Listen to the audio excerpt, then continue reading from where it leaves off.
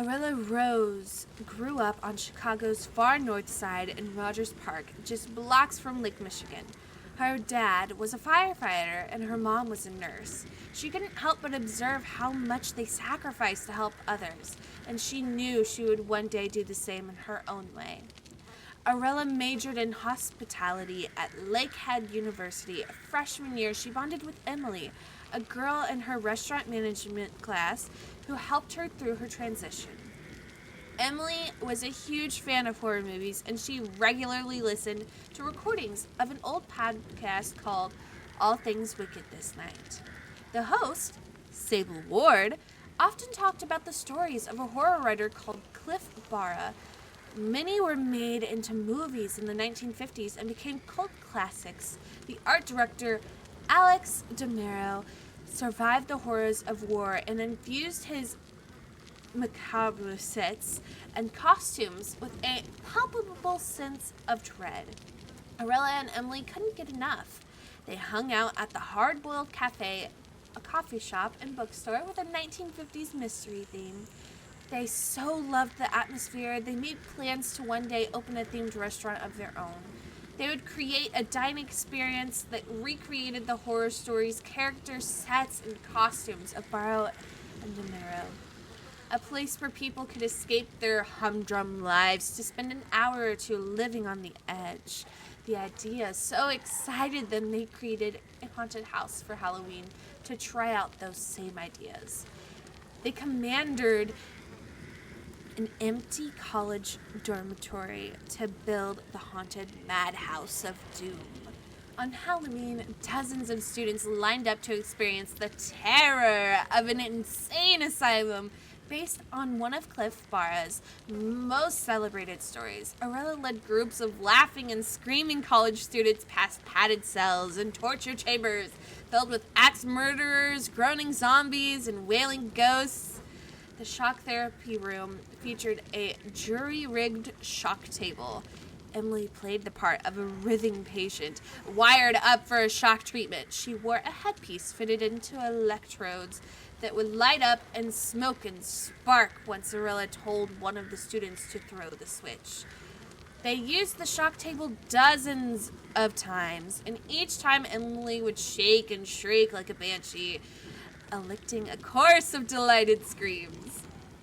This time, however, a frayed wire shorted out, and Emily didn't shriek but went rigid as her face contorted into a silent scream. There were sparks and smoke and the smell of burnt meat. Miraculously, Emily was still alive after Orela pulled the plug.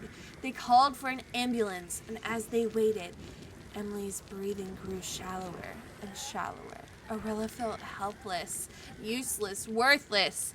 By the time the EMTs finally arrived, Emily was gone. The very next day, Orela dropped out of college and started training to become an EMT. She never, ever wanted to feel that helpless again. Her parents were surprised but supported her. Within a year, Orela was driving an ambulance and saving lives. She had a natural talent for soothing and calming those who needed her most, both nurturing and protective. She had a knack of taking charge and bringing people together.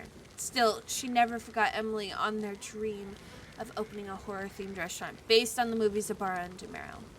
Working as an EMT, she knew it would take her years to save enough money. But then one day she rescued John Kingsley, a man worth billions. Called to the scene of a terrible car crash, she found he wasn't breathing. She instantly performed CPR and restarted his heart with a portable defibrillator. His doctor later said he would have surely died if not for Orela. Grateful for her saving his life, he offered to finance her dreams and gifted her an old building located on 900 Blood Lane across an old cemetery. With financing and the perfect location, Orela hired some friends to help her design the most immersive horror experience ever. Screams in the Dark would open only one weekend a month to start, each time with a completely unique set, theme, and menu. Soon it was all horror enthusiasts could talk about. People loved the Barrow and DeMero aesthetic, and many wanted Orela to open 6 days a week. But for Orela, it wasn't about the money. She was perfectly content saving lives Monday through Friday and creating horror and mayhem once a month. One time, she themed the experience around a borrow story about a mysterious fog that transported victims to another dimension. Some believed the words in the story were cursed and somehow made readers disappear. She laughed those superstitions off until later that night when a black fog rose up around her. She hurried outside, but the black fog was everywhere. She froze suddenly and called out to her friends, but no one answered. Then she heard cries for help, calling out to her from the dark. Orela didn't panic. She never panicked. She merely assessed the situation and pushed through the thickening fog until she froze with a sudden realization. They sounded like her cries, and they seemed to come from nowhere and everywhere at the same time. For the first time in years, Orela felt a shudder run down her spine as she realized her dream had somehow led her into a living nightmare. A nightmare, not unlike the one described in Barl's cursed story.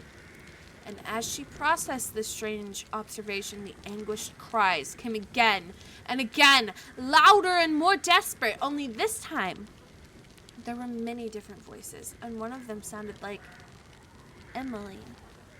Instantly, Orela shook off her superstitions and became all business as she urgently searched the dark abyss for the wounded and dying before it was too late.